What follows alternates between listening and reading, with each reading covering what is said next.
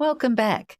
At major sporting events such as the Olympics, urine samples are analysed using chromatography to detect the presence of banned performance-enhancing substances and their concentration. So this can be used to help track drug-cheating athletes. So we're going to look at this technique in more detail in this lesson. In this lesson, we're looking at chromatography. So we're looking at the principles of chromatography, HPLC, high-performance liquid chromatography in particular, and how to analyse chromatograms, which is the visual representation of the data that comes out of the instrument. Okay, there's a lot of language in this part of the course, so I recommend that you make cue cards or use a digital flashcard program such as Quizlet to make sure that you're across all the terms and definitions. So in chromatography, the main takeaway is that the components of mixtures can be separated and visually seen on a chromatogram. The stationary phase, stationary means standing still, so the stationary phase doesn't move. The mobile phase, mobile means moving, moves over the stationary phase. And components of a mixture are separated based on their relative adsorption to the stationary phase, which means attached to, or dissolution in the mobile phase, or desorption from the stationary phase. So the mobile phase is the fluid in a chromatography system that carries the sample across the stationary phase. The stationary phase is the solid which does not move, to which the components adsorb or attach to temporarily. Adsorption means the adhering of a component onto the stationary phase. Desorption means release of a component from the stationary phase by dissolving back into the mobile phase. And we'll talk about the origin in the next slide. Miscibility is the degree to which substances dissolve in each other. And we normally have a polar and a non-polar separation phase. The chromatogram is the visual output of the chromatograph. So put all of that into context. Here's an example of paper chromatography. The origin means start, and it's where the mixture to be separated is placed on the paper. So the chromatography paper is our stationary phase. The solvent is our mobile phase. And due to capillary action, if we put a piece of paper in some solvent, the origin has to be above that solvent level, then the solvent will actually move up and it will take that mixture with it as it moves. So the solvent front is the location where the solvent moved to. In other words, the paper was taken out of the solvent at that point. And this one black dot actually contains 4 separate colours. So it contains at least 4 components. So that's something that you've probably done in the classroom. Or if not, you could get some filter paper and some texters and do something similar with some methylated spirits. Another key takeaway is that substances can be identified using what we call an RF value. The RF value is simply the distance from the origin to the middle of a spot. So if we're looking at the blue spot, the distance to the middle of that from the origin, over the distance from the origin to the solvent front. And the solvent front is going to move the furthest, so it's going to be a fraction under 1. So we can actually identify the substances qualitatively by comparing the RF value of pure substances run under exactly the same conditions. So the same stationary phase, the same mobile phase, the same size of everything. And if pure samples have an RF value of, say, 0.3, then we can pretty certainly sort of say that the component that matches that could be component X. So the RF value is the distance from the origin to the centre of the substance, that's the centre of the dot of the substance, divided by the distance from the origin to the solvent front. And it's a number between 0 and 1. This example here is thin layer chromatography. Our thin layer is our stationary phase because we're talking about TLC or thin layer chromatography, and our solvent is below the origin, just like it was for paper chromatography.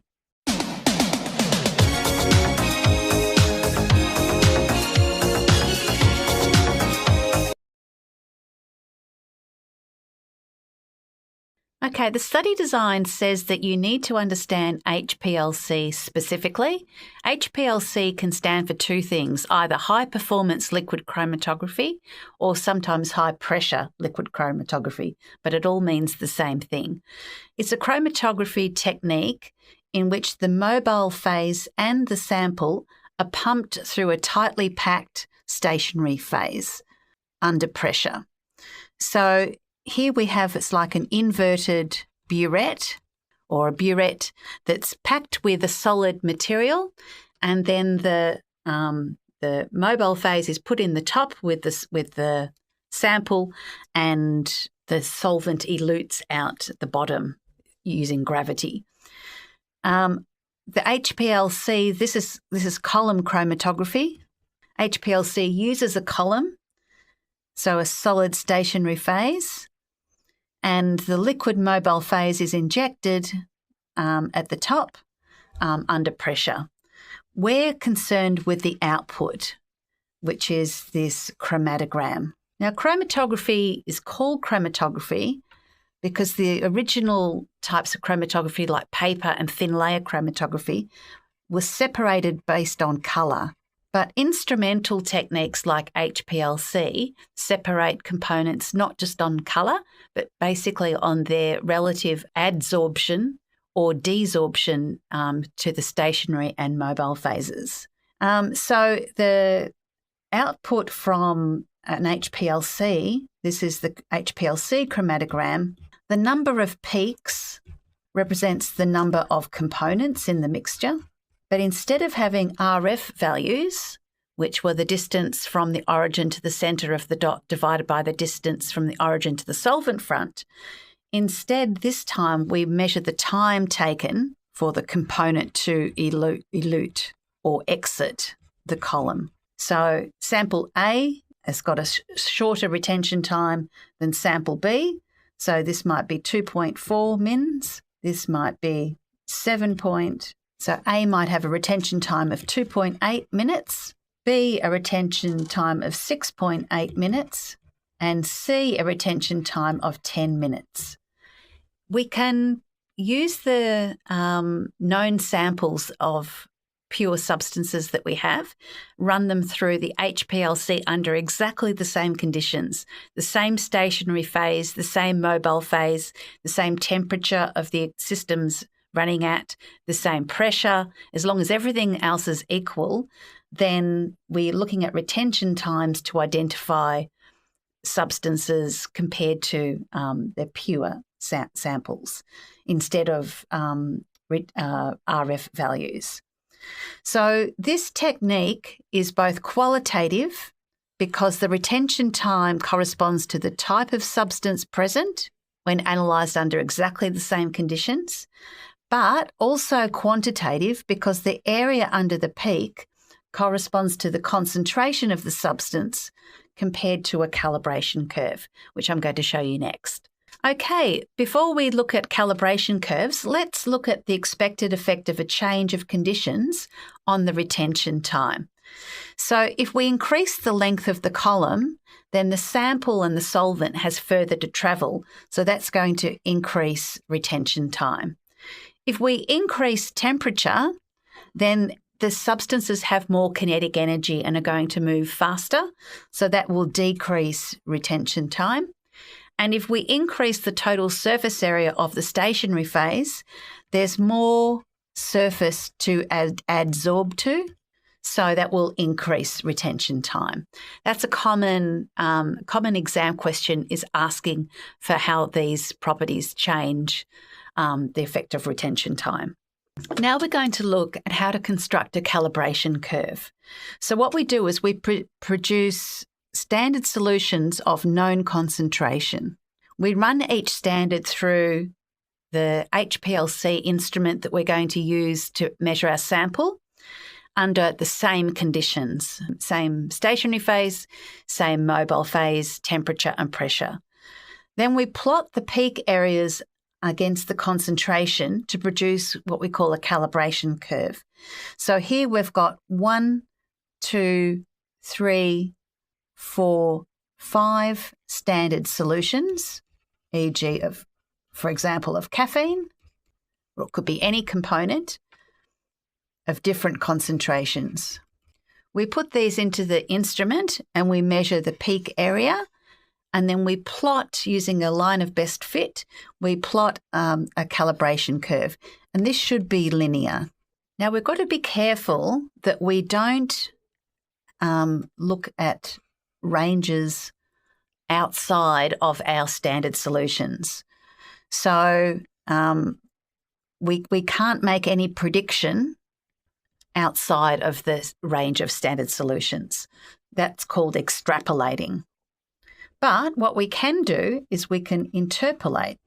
And that means that if we put our unknown sample into our HPLC instrument after we've taken our measurements of the standards, and if that unknown falls between the data values of our standards, then we can record the peak area from the chromatogram and come across to the calibration curve and then read the concentration off using the x-axis. So this could be, say, 4.4 milligrams per litre. So interpolating is inferring values from a graph between the data points that have been given. The peak area is plotted on the y-axis, and that's the measurement of the area under the curve of the constituents relating to their concentration. Okay, analysing chromatograms. So this is an essential skill. So real-world applications, chromatography is widely used in various industries such as pharmaceuticals, forensics and environmental science. Interpreting chromatograms requires a keen eye for detail and the ability to make sense of complex data, skills which are both valuable in both academic and professional settings.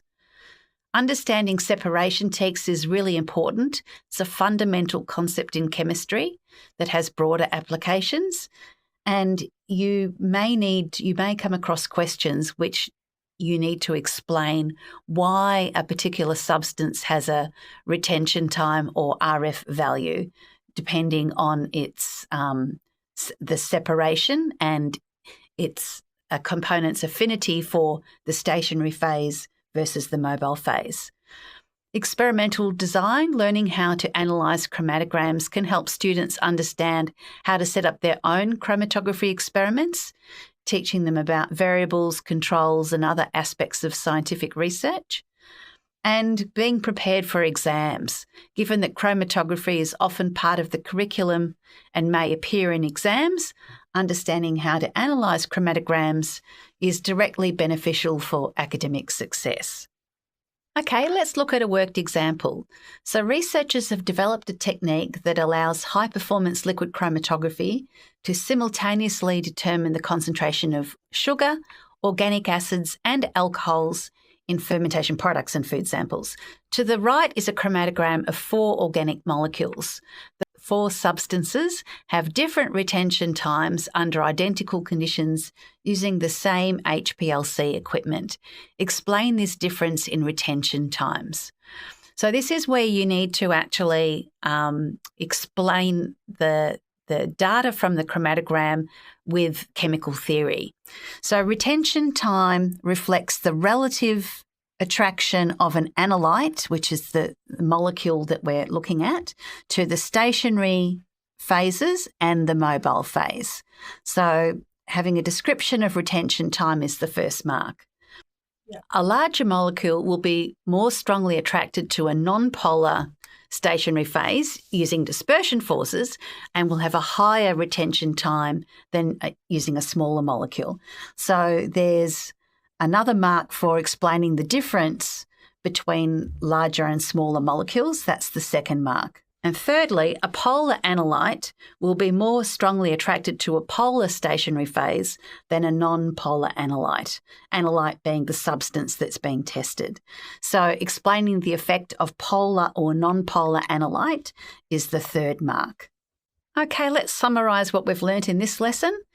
Paper and thin layer chromatography is both examples of qualitative analysis, and pure substances can be run under the same conditions to try and identify the components of a mixture. HPLC is both qualitative and quantitative, which means it's a very powerful technique, and it doesn't just separate on basis of colour, but rather on the relative affinity of components to the stationary phase and solubility in the mobile phase. The RF value for thin layer and paper chromatography is the distance from the origin to the centre of the sample divided by the distance from the origin to the solvent front, which is a number between 0 and 1. And for HPLC, we put known standards into the HPLC instrument of different concentrations, standard solutions, under exactly the same conditions as we put our unknown sample in, and then we can measure the peak area and measure down and calculate the concentration of the substance in the sample, the unknown sample. Okay, next lesson we're going to look at combining these techniques. See you then. Bye.